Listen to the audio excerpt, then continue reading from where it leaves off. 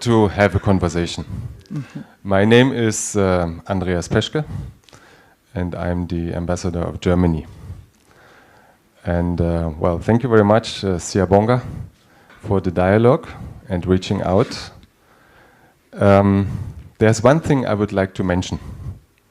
I listened to you very carefully when you spoke about the Marxist and Leninist principles of your organization. We have a feeling that the mixed governments or coalition governments do not really work so well at the moment. That the interest of furthering the interest of the people, of increasing and improving social services. Not on Germany's terms? No.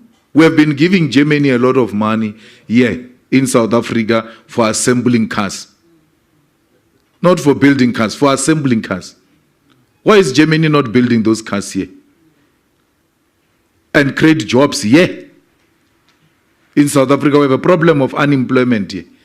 Germany will not have a problem. It needs leadership that is decisive, that is going to say, look, we are going to meet you halfway, but you have to meet us halfway. Assembling is not enough. Let's start it here and build it here. So, and Germany's investment under the EFF government is not threatened at all. The same as any other investment. But we are going to renegotiate the deals. And they must be to the interest of Africans. Botswana did it now, where DBS just wanted to change a diamond deal, and all of Botswana said it's not going to happen. You are going to trade here and do diamond here on our terms. Botswana screamed, DBS screamed, kicked, did all manner of things.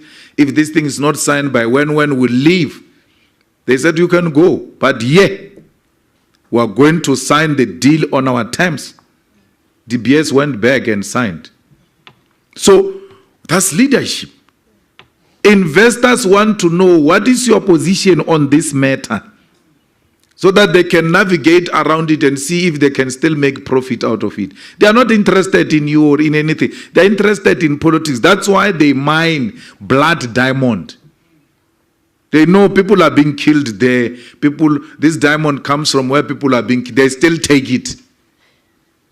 Why do they want to behave like a holy cows and want to punish people for political ideas, yet they don't punish people who are killing each other for diamonds? They go there and still buy blood diamonds. So be clear, then they will come and invest. Even on the land question, we've got special development zones, economic zones here in South Africa, where multinational companies have invested a lot of money on the land they don't own. It's owned by the state. Special industrial zones, special economic zones in South Africa where multinational companies have put billions of rands. They don't own that land. So what is the obsession with the ownership of the land? Why do you say when you state own the land, the multinational companies want to invest because there is no guarantee? No, you give them the guarantee that from this period to this period, this is yours, these are the benefits, these are the incentives, this is what is going to happen. Please invest here. They will invest. They have done it now under this government. Why do you say when people don't own the land, there won't be investment? There is a huge development that happened right in front of us. One of you said, was here for 9 years. I think it's a Dean of Diplomatic Corps. There's a huge development here in Midrand, where there is Mall of Africa. That land, that big development you see there, that land is owned by an Indian family. When you buy property there are no transfer costs. No one owns. They are on a lease of 100 years, those people. Yet they still buy there. Black, white, Indians, everyone buys in a place where they don't own the land. A land is owned by an individual family. There's a huge mall invested there in the land they don't own. People are not looking for those things of ownership of the land. They just want a land tenure guarantee that from this period to this period, this is yours. They calculate, they say we'll make a profit, then that's fine. Let's go. That's how business works. Who said people fall in love with land? There's no one who falls in love with land. No one falls in love with diamond or gold. They fall in love with money. Anything that can give them money, they will go and invest in it.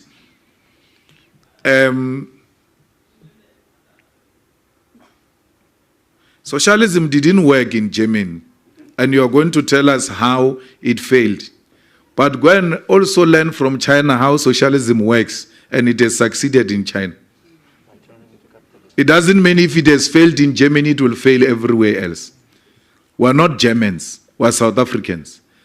In China, they've got socialism with Chinese characteristics. What stops South Africans from having socialism with South African characteristics? Learning from Germany, what worked, what did not work. Take the good things, leave the bad things. Why capitalism always resort to Chinese principles, to socialist principles, every time they get into trouble? When the banks failed in 2008 and put the world into a financial crisis, it was socialist principles that took the world out of that crisis through state intervention. Where was capital at that time? If we go now, we're in Pretoria now.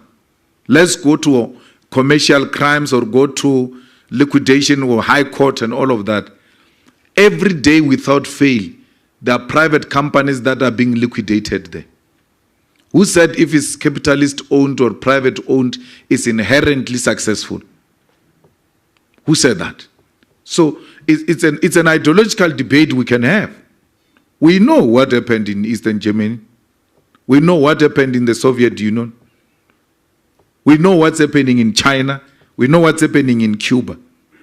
So we can have a deeper discussion about whether this is really a way out. We sometimes get fixated on concepts, but in reality, you do the things that you say you don't want to do.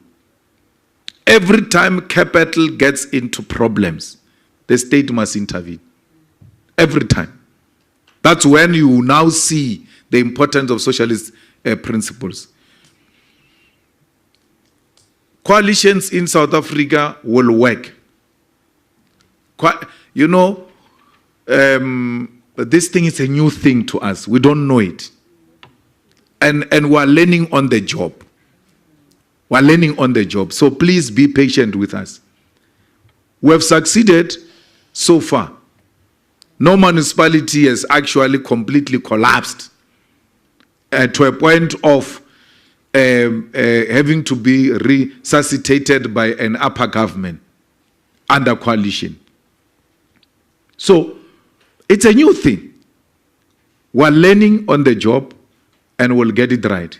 The problem is not coalitions. The problem is the ANC and the DA. They are so used to power.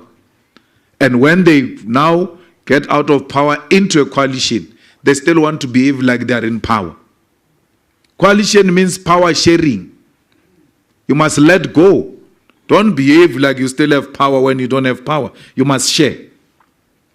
And who will make the best a coalition partner, because we have never been in power, so we don't know power. Maybe the first power we're going to experience is through coalition, and it will be the first experience. But those who are used to controlling power, when it shifts, they are still in denial, and they want to behave like they still have power. And it leads into the problems we see in the coalitions. At the center of a problem is the ANC. It has been in power for too long.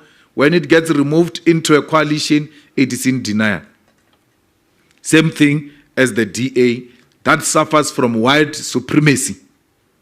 That in coalition with black people, a white person must lead.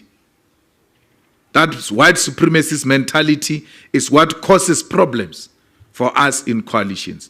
But otherwise, coalitions will work. And coalitions are the best thing for me. I think We deserve that. Where no one has got an absolute majority. We all govern through consensus. And we look at what is in the best interest of our people. Because too much power corrupts. And that's what we have experienced since 1994.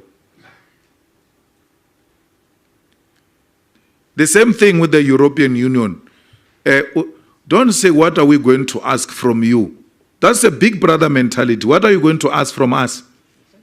Yes, don't say, why should it be us who are asking? We're not asking for anything. We're fine. So let's relate as equals, not as a beggar and the big brother supplier. No, we will relate with the European Union. It's a necessary body. We'll relate with it, we'll respect it, and the respect must be mutual, and will engage on what is in the interest of our countries, not what is in the interest of the European Union. We're in a mess now. We've decommissioned our power stations because countries like the USA, like the UK have said to us, no, do away with these things. We are going to introduce green energy. Here's the money and all of that. People took the money. There is no electricity today. So we ought to relate as equals so that no one imposes their ideas on us. We are people that subscribe to superior logic. Anything that is scientific, anything that has been proven, anything that makes sense, we'll agree with it. It doesn't matter whether it comes from European Union or it comes from BRICS or it comes from China or Russia. No, we will not agree with anything that seeks to belittle us and make us look like we are beggars in this kind of a relationship. So that's the same with AGOA. You can't use AGOA to threaten us in terms of our sovereignty and our foreign policy.